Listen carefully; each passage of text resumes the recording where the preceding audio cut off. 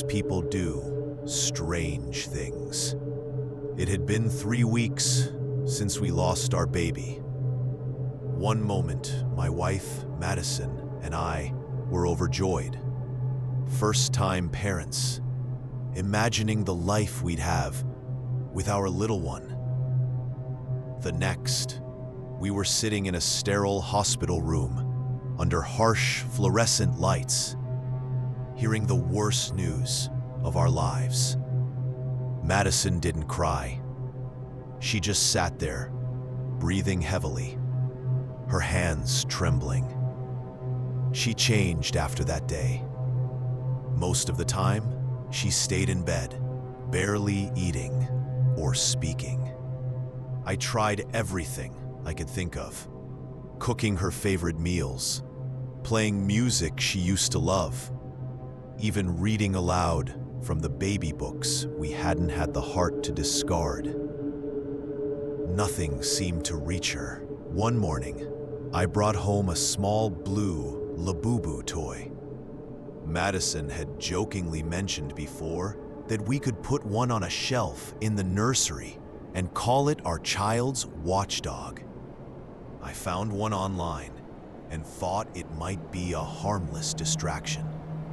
The moment she saw it, something shifted. Her face lit up in a way I hadn't seen in weeks. She held the toy close, hugging it as though it were alive.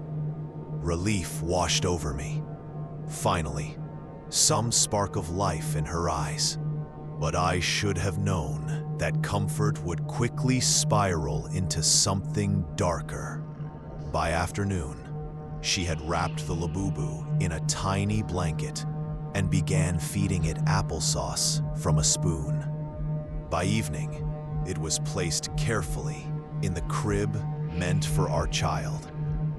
I tried to reason with her. Madison, it's just a toy. Her eyes met mine, bloodshot, wild, and filled with anger. Don't call him a toy. He's my son. I froze. My stomach twisted. Our son, he's gone. She cut me off.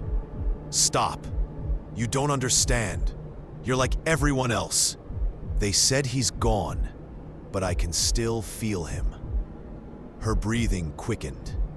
The once familiar face of my wife had transformed into something unrecognizable. I knew then that I couldn't argue. I told myself it was grief talking, that sleep would help her, but I was wrong. That night, I woke to a soft humming, a lullaby echoing through the house. Madison was in the nursery, rocking the Labubu toy as if it were our baby. She whispered words of comfort to it. Don't cry. Daddy will hold you soon. I promise. I tried to intervene the next day. When I reached for the toy, she shrieked, scratching my arm and knocking over the crib. Her demeanor shifted instantly, violent and psychotic. You're trying to hurt him again, she yelled. I backed away, terrified, realizing this had gone far beyond grief. By late afternoon, she had calmed, sitting in the rocking chair with the Labubu wrapped in its blanket. She hummed quietly under her breath, rocking it gently. Exhausted, I went to bed around 10 p.m., hoping she would finally rest. When I woke again, I couldn't move. My wrists and ankles were tied to the bed with strips of baby clothes. Madison was standing over me, holding a scalpel I'd kept in our emergency baby kit. She placed the Labubu on my chest, its wide, staring eyes and jagged teeth aimed directly at me. What kind of dad are you? She whispered. Your son has been crying all night. I swallowed hard. Madison, please. Her hands trembled as she raised the scalpel. I saw a fleeting chance to calm her. If I agreed to her delusion. I'll kiss him, I said, my voice shaking. Her face softened for a brief moment. She untied me, and together we sat on the nursery floor, rocking and kissing the Labubu as though it were our child. She laughed, then cried, then laughed again. It was both terrifying and heartbreaking. Later, she said she needed to put our son to bed. The moment she left, I called emergency services. Paramedics arrived quickly, taking Madison for psychiatric evaluation. At the hospital, she became frantic when separated from the Labubu, requiring sedation after struggling violently with the staff.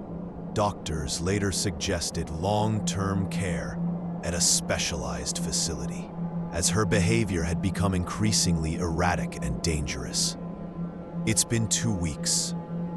Madison remains at the facility, detached from reality, believing fully that the Labubu is our child. I visit her weekly, but she rarely acknowledges me. Back home, I received her belongings in a cardboard box. I haven't opened it yet, knowing exactly what's inside. That twisted little toy. Every night, I swear I hear scratching from the closet. Maybe it's just my imagination. Maybe the Labubu is still watching, still waiting.